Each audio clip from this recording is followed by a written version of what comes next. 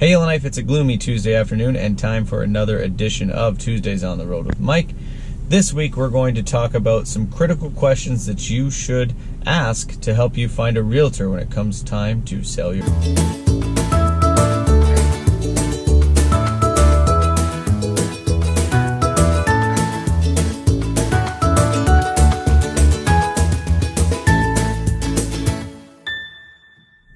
So, no point in waiting around. Let's get this show on the road.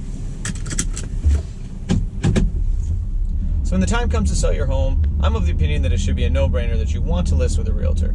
We use professionals all throughout life for all different situations, whether it be lawyers, when we have legal problems, whether it be a mechanic, when we have some car issues, or general contractors when we have some major repairs that we want to do on our home. I don't think selling a home should be any different. I, whether as a realtor or not, would turn to a professional to get the job done for me. The big question is how do you choose that professional? How do you decide what realtor to go with? So how do you choose? Well, first off, there's a couple common mistakes that you need to avoid when choosing a realtor. Mistake number one, choosing a realtor because they charge the lowest commission. This is a trap. This is not something that you want to make your decision based on. Sure, it's great to pay as little as possible when you're trying to sell your home. Everybody likes a little bit more money in their pockets.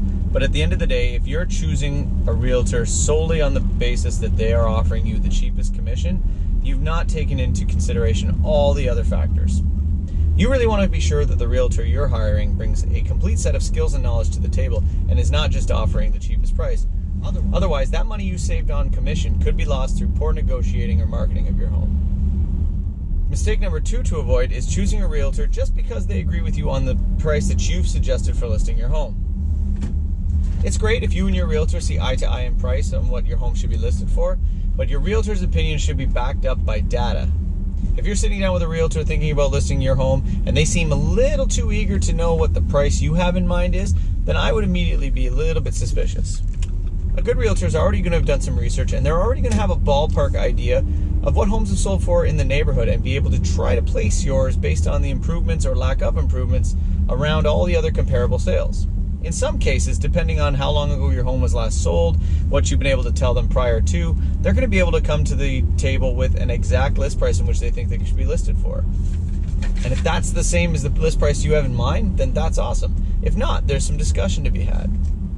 Well, hearing that the price that you wanted to list for is actually accurate and your realtor agrees with you, it won't be great if they're just agreeing with you to get the listing and it results in a home sitting on the market and getting stale and multiple price reductions.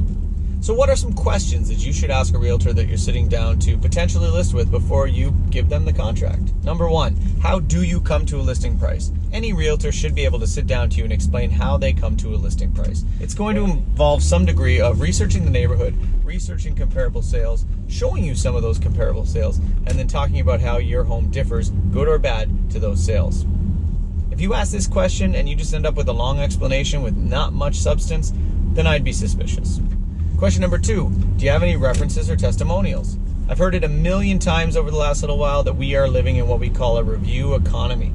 People make buying decisions of all shapes and sizes based on reviews. Think about it, in fact. I mean, the last time I was at Canadian Tire and I was looking to buy something, I looked up the reviews of that product on the app. We're looking up at reviews on Google all the time of different services. We're asking friends if they've worked with certain people. Having reviews and testimonials is key. It's a pretty safe bet that if somebody's willing to put their name on a review or testimonial for the service being provided by a realtor, that they were provided pretty good service.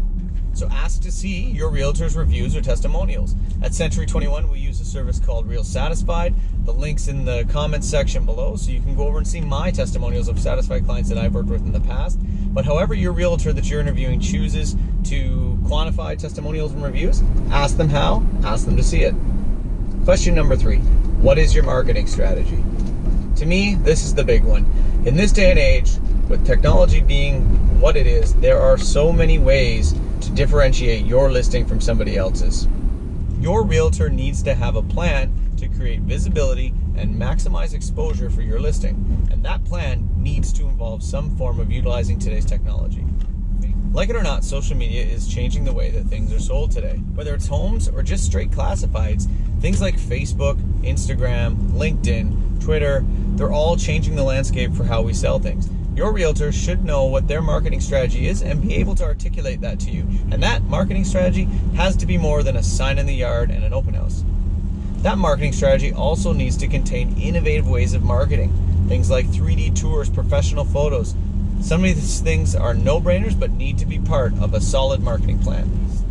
And last but not least, question number 4 is, do you represent buyers and sellers on the transaction? I think this is an important question. It's the age-old double-ending question. Will you do both ends of the transaction? And in almost all instances, my own personal belief is that it doesn't work out well. When you sign a listing with your realtor, you want to know that they have your best interests at heart all the time. And I believe that the best way to do that is that they represent you. There may be an occasion pop up a situation where the buyer has no representation, or there's an insisting that one agent does both transactions, but I believe that these are few and far between, and in most cases, almost all cases, it's in the best interest of each party to have their own representation. I've talked about this before, and I think it's important.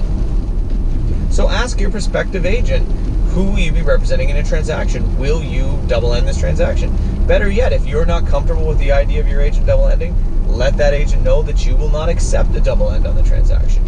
At the end of the day, you're the client, you're the boss, you make the decisions.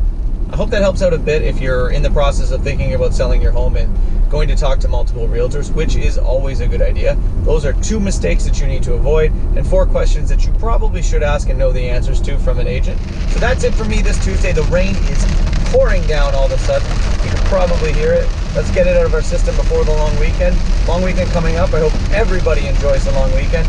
Once again, comment below if you have anything you want to hear me talk about. I'm always open to suggestions. Otherwise, we're going to jump in the car and do it again next Tuesday. I hope everybody enjoys the long weekend. Ramble and ride in Old Town this weekend. Get down there and check it out. It's a great event. We never miss it.